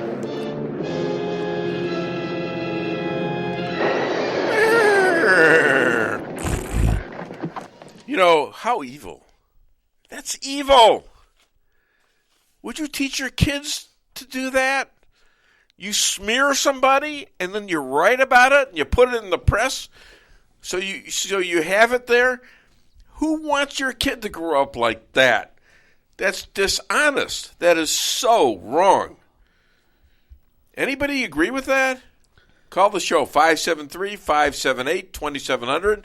But we got a caller coming right now, should be right now or shortly, Laura the Illuminator. So we'll hold on for her. Is she on? No, okay. Not yet. Okay. So I've got her information out. I'm just still shocked that Pelosi allowed herself to be recorded actually stating that. That's how clueless she is, and yet she keeps getting elected. I mean, this whole impeachment thing, clueless, wrong, lying, all of that inciting people to be violent, including their own side. Their own side is violent. Antifa. What was the cause of Antifa in the Northwest recently? It was Joe Biden. They hate him too. They hate the Democrats. And the Democrats are giving him money. All right? They're paying good money for him. All right, let me have that for a minute. Yeah, and I think we're going to call her because sometimes that happens. So, all righty, let's see here. So what else is new, everybody? Well, I'm looking for Laura the Illuminators. So we have Judy Brown, who was on, commented earlier, also saying that it's just so hard to find factual information about what is really going on, and curious if it's always been that way. It's been that way for a while now, unfortunately, and it's just they're trying to make it worse. Okay. Now, okay, what did you say there? She's talking about trying to find information out and how it's always it's like false information. Hello? You can find. Yeah, I'm here. Okay, ladies and gentlemen, let's play her song.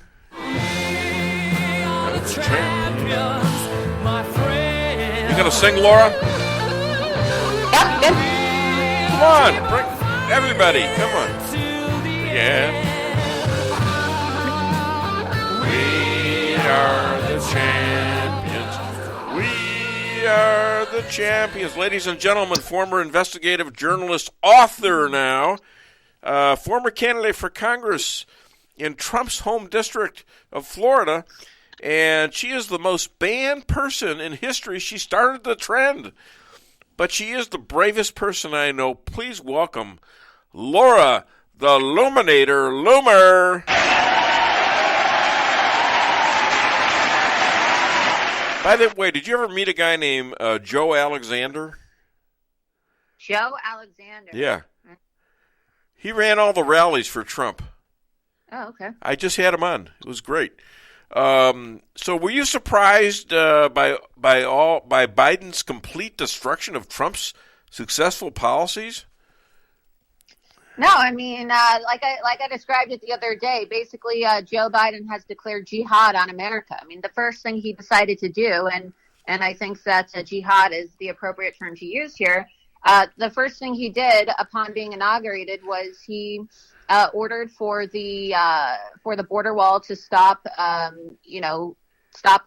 construction. Yeah. And then he also eliminated Trump's travel ban from people who come from, countries that have huge problems with Islamic terrorism. Right.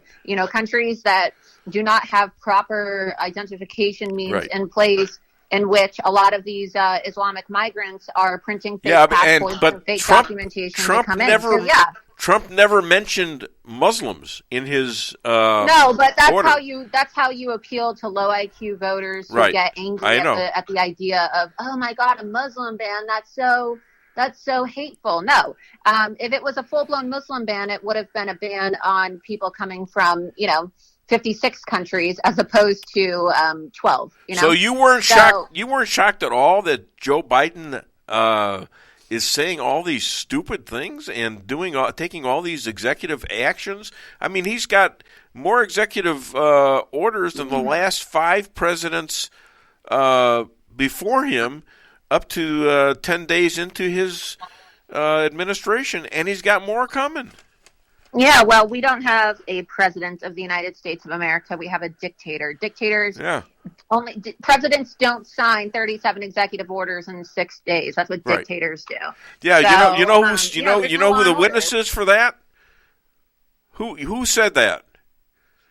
That's what I said. No, I know, but Joe Biden said that October the 15th in an interview with George exactly. Stephanopoulos. He had an interview. Yeah, he said the same thing. Yeah, when you do that kind of thing, he says, well, you signed too many executive orders, you're a dictator. You're right. Right. So it's amazing. Incredible. So a good patriot and a friend of yours, Mike Lindell, the pillow guy, the My Pillow guy, just got banned from social media. Well, Mike Lindell is one of President Trump's most vocal supporters among, successful business executives. And he also has been very vocal in expressing his concerns about election integrity in the 2020 election. And he believes that like 80 million other Americans, and probably a lot more, because I know a lot of Democrats don't really believe that Joe Biden won the presidency, in voter fraud, right? So they banned him, accusing him of spreading misinformation about the election, and now there's this massive boycott against the MyPillow products. But I recently I wrote an article about this that was published in RT, and what's RT? What's really interesting? What's RT? What's really interesting? What? What's RT? Oh, it's the Russian news, Russian publication, which is actually more accurate than our own American media. Yeah, so, no doubt. It's I would highly recommend people, read and follow RT, because they actually allow for an open discussion about censorship. Amazing. The, American publications. Yeah. And ironically too, Vladimir Putin the other day was on video criticizing the monopolies that are being created by these big tech companies and how they're interfering in elections. So, the Democrats love to try to make it seem like Russia's a boogeyman and Putin's a boogeyman, but Putin is actually doing more to promote free speech and combat big tech tyranny than Joe Biden is. And it's pretty shameful, because it's not just Putin. It's also, Poland, the president of Mexico, the head of Uganda, and countries that were and still are considered to be, developing or third world nations are taking a more hardline approach to this than Joe Biden is. And it's disgraceful, really. But I published an article about the situation regarding Lindell, because his ban actually came 3 days after he had an interview with Axios, where he was still discussing his rumored campaign for governor of Minnesota, which, he's been talking about for over a year. And, what I predicted is that his social media ban is being utilized as a way to deprive him and other popular grassroots Republican candidates for office if he were to decide. Because when I ran for Congress, if you recall, Twitter created the Loomer policy, which was that if you are running for office and you've been previously banned, you can't have an account. And that was not Twitter policy until I filed to run, right? Just like Facebook created their own policy. But they're getting away with it, aren't they? Well, yeah, and this is going to be a tool that's going to be used against Republican candidates, because what do we do? I did not form an exploratory committee. Yeah. I just ran for Congress. But oftentimes what happens is people, when they want to run for office, they have an exploratory committee. Yeah. And now what Twitter, in my opinion, they're going to do is they're going to have people who just pay attention to exploratory committees and then ban those Republican candidates who form exploratory committees, so that they're banned before they file to run for office, so that they can effectively shut out Republican candidates from the conversation. So where's this thing going? All this cancel culture of mainstream media and social media. Where's all this going? What do you predict? Well, we don't have free speech in America anymore. There's no such thing as the free market. We're pretty much living under a technocracy. And first it starts with social media, but then it moves to the banks. They debanked me. They debanked President Trump. And I'm sure soon they'll start banning people's domains as well. And we see travel restrictions, people being put on no-fly lists. And then eventually it's going to move towards people losing their guns. And I've been red flagged myself. So, just as I've always been the canary in the coal mine for all of this cancel culture, the cancel culture movement, people should just use my case as a blueprint for what's about to happen to everybody. And look, I find it to be kind of amusing how all these moderate Democrats are getting banned now, too, because they thought the crocodile was never going to eat them. Yeah. But really, nobody is safe from cancel culture. Okay, you have people who are not political at all, who just spend their time trading and talking on Reddit all day, Sure. and now they're being canceled, Yeah. right? Because you see the forces all work together as coordination.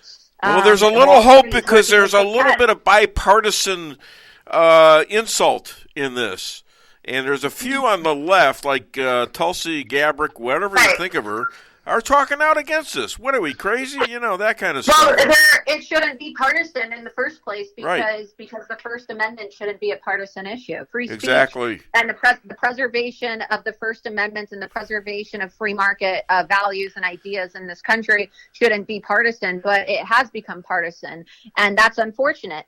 And, people shouldn't have laughed when first it was like the most extreme or, somewhat controversial people online who got deplatformed because, those people at the end of the day are still entitled to a voice. And Yes. We've allowed for lawmakers and people to just decide who gets to have a voice and who doesn't. And, We got to fight. Now We the got to. tables are turned. It's We like, got to oh, fight no, back. No, they're coming for me. You talk about incinerating a situation. You talk about making people want to get vicious. Take away their First Amendment rights. This isn't something new in this country, and make sure their vote don't count. That's crazy. This is not in this country. You don't do that. I mean, if countries started out as a tyranny, that's one thing. But when we've had the freedom for 250 years, more sometimes than others, but you're telling us we're going to be raided and we're going to be maybe put in camps, that's an outrage. Tell me about your book. So I have a book that's coming out. It's my first book. It will be out in May of this year. It's called Lumered, How I Became the Most Banned Woman in the World, and it's available for pre-order right now. Really? So you can order it. Ironically, I mean, I'm kind of surprised, and some people said they're surprised that Amazon has allowed for the book to be on pre-order. That is something. But it's available for pre-order online, Barnes & Noble, Walmart, Amazon. You can just type it in, Lumered, How I Became the Most Banned Woman in the World. And then when it comes out in May, I'm sure the book will be available for sale in different bookstores across America and also on my own website, lumered.com. All right, now, I'm having trouble finding news about you. I used to get it off of Twitter, but that was a long time ago. But Parler and places like that. Where can people find you? So I'm on Gab at Laura Loomer. I'm on Parler, but until Parler gets back up, you'll have to wait. And then I'm also on Telegram, and my Telegram channel is just Loomered Official. And so I'd encourage people to follow me on Gab and Telegram in the meantime. Why don't you you know what? Cheryl Chumley has a gig now. You know who Cheryl Chumley is? Yeah. Yeah. She has a gig on Newsmax. No. Newsmax has blacklisted me the same way Fox has. Oh, they have? The whole idea that they're pro free speech. I mean, right. People who believe in free speech don't blacklist people. What about I've been told. That's what I've been told. People who want to have me on their shows have said, no, we've been told by management we're not allowed to have you on. So who knows what the story is there. Well, I'll take a few of those people on on Twitter. Of course, I'll get booted too eventually. I'm actually shocked I haven't been. So, anyways, So people can find you in all these places here. Maybe you can get on, but you're on other shows, right? You're on Alex Jones shows and things like that, right? Yeah, I mean, just InfoWars. I mean, there's not really many shows out there. Well, you're always welcome here, and I've got nobody to tell me that I can't have you on my show. Not that I'd listen to them anyways. I don't get pushed around like that. I mean, and they might take me off the air. I don't care. I'll do what I have to do to stay on, and we'll find something else, But you're always welcome on my show. Laura, I caught an animal flying around the house, and my wife Lisa asked me what it was, so I gave her the bird. And then the fight began. Ladies and gentlemen, Laura the Loomer, thank you so much. And good luck to you and your friend, and I'm happy to have you as a friend. And I'm very proud of your fights and your braveness. Thank you. Thanks for your support as well. My pleasure. Okay. Yeah, you got some applause out of here anyway. There you go. Okay, thanks. And what do we got? Do we got anybody? Yeah, we had somebody that tried to call in, so I'll call him back. Call him back. We still got a couple minutes. Wow, did this show go fast. Woo!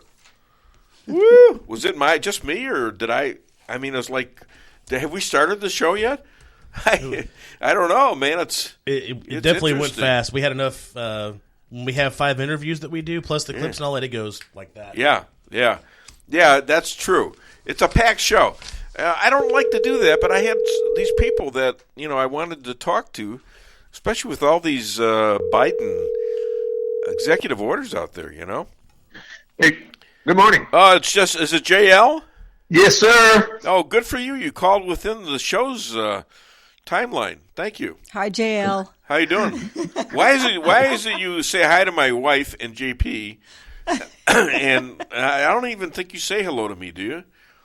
He says Dave. Does he? Sometimes. Tell him, Miss Lisa. Would you let him know? What's going on? You guys have something going? Man, I'll have to read to him a little more slowly in the future. Oh my God. Are you trying to imply something? Anyway, no, thank you. I've been without internet since 9:30, and I apologize. Oh, that's all right. I enjoy your show every week. All right, well, you can listen in on the site or Facebook if I'm still on it. Right? They told me it won't be back on until after 12:30. What? His internet. His internet. Your internet. Okay. Internet. Well, that's what happens when you don't pay the bummer. bill, JL. Come on, you got to pay the bill. So, so what can I do for you? Is that it? You mean I'm supposed to? I thought the internet was free to everybody. No, Is that what Biden did? No, that's just the Biden now. He's got free internet. Just wait for another executive order. It might be coming any second here. Yeah, could be coming. Maybe he'll get turned back. You can't be on the list. Just remember. No, you asked me what I had going on. Yeah. And I'll tell you what. I had a friend call me the other day, and he said, He says, I came home from work the other day, and my wife greeted me at the door in a sexy lingerie, and she says, tie me up and you can do anything you want, she purred. So wow, are you serious? So he tied her up and he went golfing. There you go. We've done that before. Don't give him any ideas. Don't give him ideas. No, I give her, when I want to go golf. No, first of all, I always ask her to play with me. And then I ask her to play golf. No, wait a minute. No, wait, that's wrong. Wait, that didn't come out exactly right. No, but I try to get her out there. Ow! That hurts. Stop doing that. Stop doing that. Every time I say something a little bit funny. Wait till you're naked next time. The whip will Wait hurt. till I'm naked? Yep, and the whip is going to hurt really bad. I'm getting interested already. Really bad. Do I need to leave the room here? No. Could you call that a bad stroke, maybe? Hey, let's... Oh, God, yeah. Bad stroke. That's right. There you go. Anyhow... Only if I miss. Hey, you guys, love your show. Got to run. We'll catch you later. Hey, what's the name of... No, you're not getting off that easy. What's the name of the bar on Death Row? I don't know. Last call. Last call. Very good. Thank you. All right, get off my phone. Pay your internet bill next time. What else do we got? Anybody? No, it's interesting because my mom texted me earlier saying that her internet's down today, too. Oh, crap. What's going on around here? Maybe they didn't want them to listen to the Dave Weinbaum show. I wonder. But, apparently we're listened to in California because we got a call from California. Yeah, we had somebody back a few weeks ago that commented on the show, and he was out in Fresno, I think. Yeah. And then another one from Nevada a few weeks back, too. All right. Well, we are on Facebook and Twitter, and I'm pretty sure the show has caught on again. Let's put it that way. You get canceled, and I've only been canceled twice. 2 times in 13 years, almost 13 years. 2 times. Russia's been canceled 9 times. 9 times. Yeah, and me only twice. And Russia's still plugging away. I'm very proud of him. Obviously, who does not like Rush except for, liberals? I like the guy. He's great. He's a great human being. And he's still sharp. And he's hanging in there. And I think everybody should say a little prayer for Rush because he is very ill. He's got this cancer that's horrible. And yet, he hasn't stopped yet. And he hasn't stopped. He takes off a little bit here and there. He's got to get treated. But he's doing pretty good. All right, well, it's 11 o'clock, and if there's no further callers, nothing further on Facebook, then we will call this the end of the show. I want to thank everybody who commented. All my guests were great. And anytime you get a chance to push this show, anytime you want to say something to me on Facebook or Twitter, please do. And you guys have a great weekend. I'll be back next week with another edition of the Dave Weinbaum Show, and I'm not gonna make an executive order for it.